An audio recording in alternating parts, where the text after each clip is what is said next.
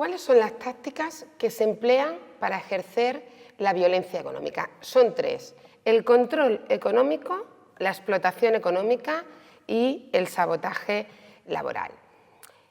¿Qué hemos hecho nosotros para avanzar en la investigación sobre ello y para poder tener unos datos que nos hicieran entender bien cómo se producen estas tácticas?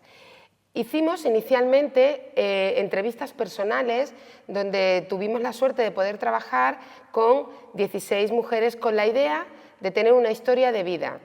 Por ello, estuvimos trabajando con 8 mujeres que no habían sufrido durante su relación de convivencia ningún tipo de violencia de género y 8 mujeres que sí habían sufrido violencia de género. Con ello queríamos ver si había situaciones o se habían producido tácticas y situaciones de violencia económica para ver si había diferencia o no en sufrir ese tipo de violencia cuando además se era víctima de violencia de género o cuando no se era.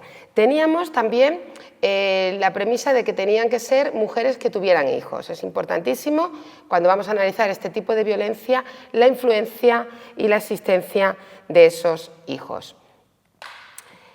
Establecimos las entrevistas situándonos en 3 bloques. El primer bloque analizaba y exploraba cómo había sido la relación económica durante la convivencia.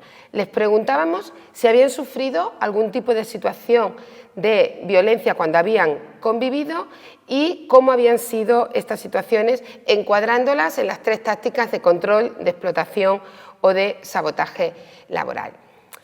Planteábamos también, porque requeríamos que las mujeres hubieran roto esa relación, estuvieran separadas como mínimo un periodo de entre 2 o 5 años para poder tener una perspectiva de vida que nos permitiera poder tener el cuestionario completamente perfilado y que recogiera todas las posibles situaciones que podían producirse.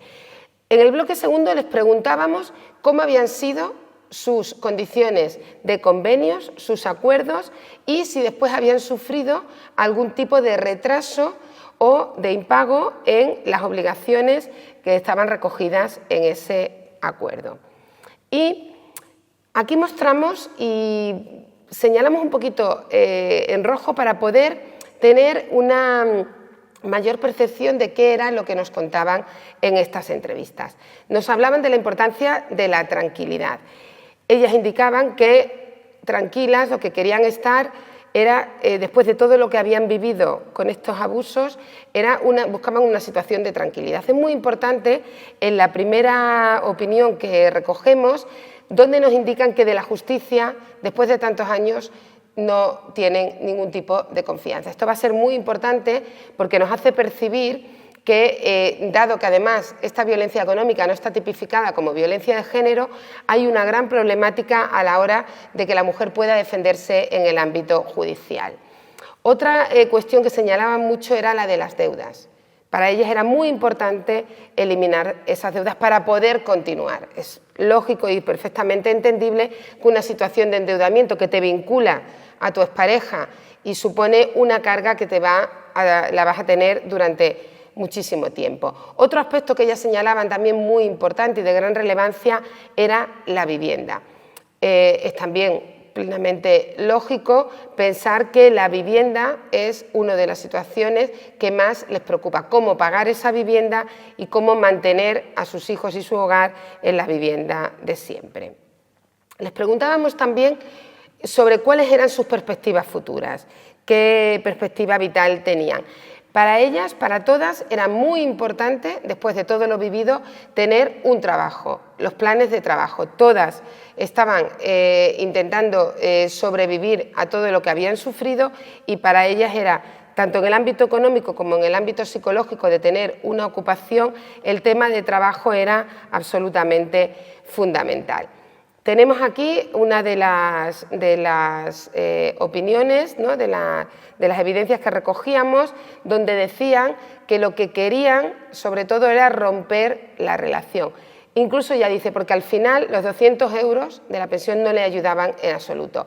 Esta es una vivencia que hemos observado mucho cuando hemos trabajado con estas mujeres, donde al final es tanta la problemática, es tanta la pelea para cobrar esa pensión de alimentos de los hijos o la compensatoria o esos gastos extraordinarios que al final hacen lo imposible por tener una subsistencia y no tener esa dependencia porque se convierte en una lacra total.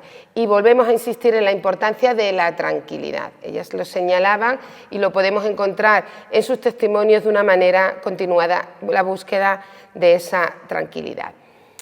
Después de lo que trabajamos con ellas, lo que descubrimos es que había mucha correlación entre los abusos que se producían durante la convivencia para después lo que nos encontrábamos a la hora de separarse, de firmar el convenio y de los incumplimientos de ese convenio. Por lo tanto, es muy importante poder educar y desnormalizar esas tácticas de abuso durante la convivencia para así poder evitar que se produzcan tras la separación. Si además de lo que nosotros trabajamos y encontramos con nuestras entrevistas y nuestras encuestas, nos fijamos en qué nos dice la macroencuesta de violencia contra la mujer, aquí nos encontramos con que 2.350.684 mujeres de 16 años o más han sufrido violencia económica. Nosotros, en nuestras entrevistas y nuestros datos que están absolutamente disponibles en nuestra página web, trabajábamos con mujeres que estuvieran separadas. La macroencuesta pregunta a mujeres con independencia de que estén o no separadas y pregunta sobre las circunstancias que han tenido cuando han convivido.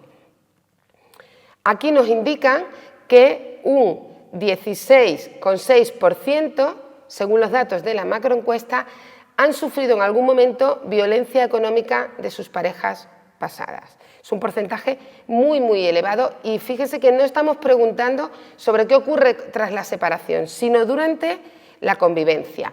De hecho, nos dice el 9,3% de las mujeres afirma que su expareja se ha negado a darle dinero para los gastos del hogar cuando la pareja tenía dinero para otras cosas. Aquí estamos hablando de comportamientos de control económico.